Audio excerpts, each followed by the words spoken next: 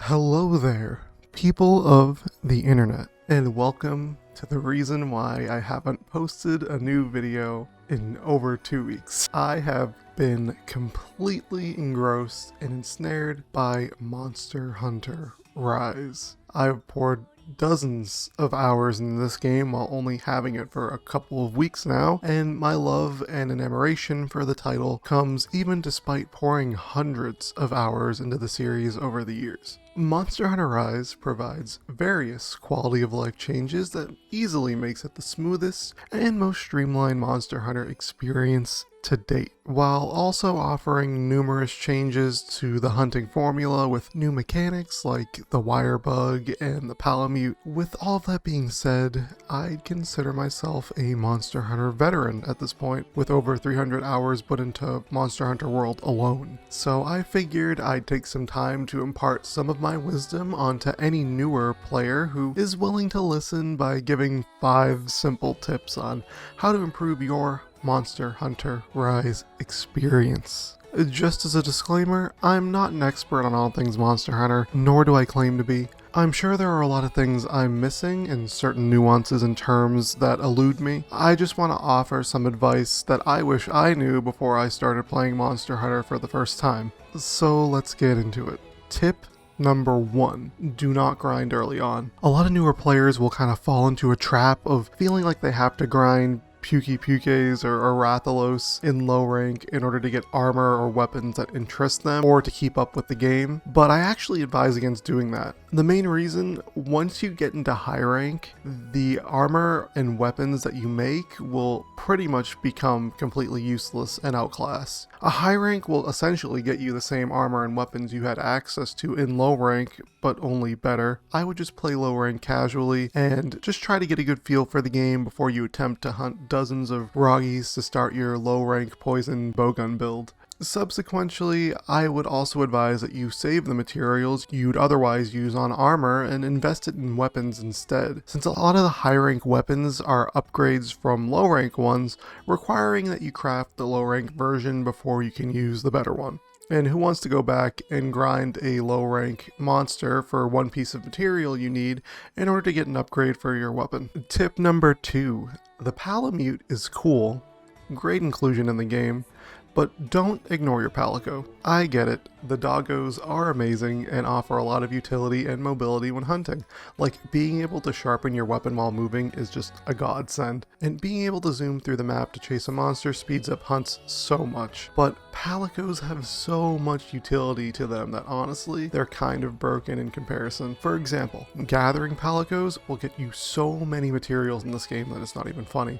They'll completely negate the need for grinding monsters for the most part if you bring 2 of these guys along in a solo hunt. It's easily worth the trade-off in my opinion. Tip number 3, when mounting monsters, lead them into other monsters in the area. A massive mistake I see a lot of hunters make is to fumble when they get the wire bug mount on a monster. The biggest mistake you can make when you mount a target monster when it's alone is ramming it into nearby walls. Something that should always be your first instinct when mounting a monster is to look on the map for a nearby monster to engage in combat with. This increases the shiny monster materials you'll get exponentially, and also increases the damage you'll deal to the target monster. A more elaborate tip on this is that if you're mounting the target monster, make sure that you end your assault on the nearby monster by launching into it, since that guarantees that the nearby monster will then be mountable. Once you mount one nearby monster that isn't the target, don't finish it off with a mounted Punisher. Instead, lead it to the third monster in the area and launch it into that as well, just so you have the opportunity to kind of repeat the cycle. One thing to keep in mind is that what I understand from Rise here is that the mounting mechanics have kind of changed, where if you mount a monster and you have them fight one another, after that they won't engage in combat with each other again. I think it was kind of like on a cooldown in World or previous Monster Hunter games as well, where like they would engage in turf wars and then otherwise they'd probably ignore each other for maybe 10 minutes, but then they could re-engage in turf wars a little later on. So you had some opportunities to have repeat turf wars of 2 monsters in the same area. But here with Rise, it seems like monsters will just fight each other once, and then if they come across each other again, they won't fight each other ever again. Making sure that you mount each individual monster on the map and have each of them fight each other, or have the target monster fight the other monster nearby will pretty much guarantee that you get the most damage off on the target monster, and that the hunt goes as smoothly as possible by getting as many materials and just making it go by a lot faster. Tip number 4. Sleep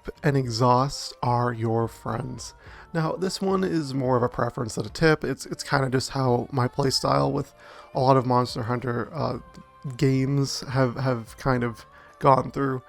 But one of the things I've learned in my hundreds of hours of monster hunting is that nothing makes a hunt more frustrating than a monster that just does not stop moving around.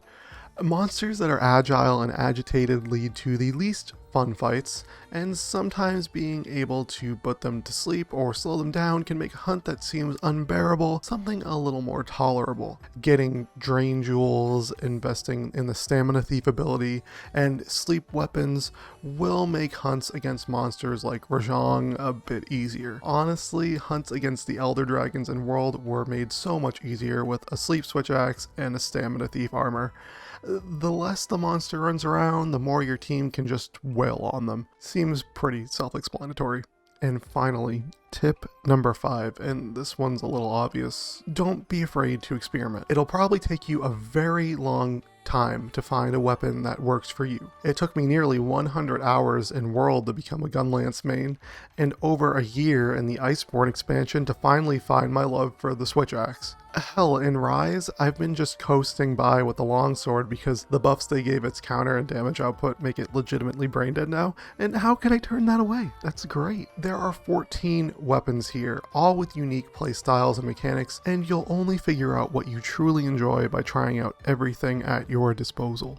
So, yeah, I haven't been able to put Monster Hunter Rise down in the time that I've gotten it, and it's completely engrossed my life and my spare time, which is why I have not been delivering as much fantastic and great YouTube content to you guys. But I figured I might as well just maybe take some of that passion I have for this game and the many hours I poured into it and the many hours I've been grinding through getting armor and high rank and fighting monsters, and pushing that into the sphere of YouTube content. Maybe my audience would appreciate some variety, and it would also justify the absurd amount of time I put into this series and this entry in general.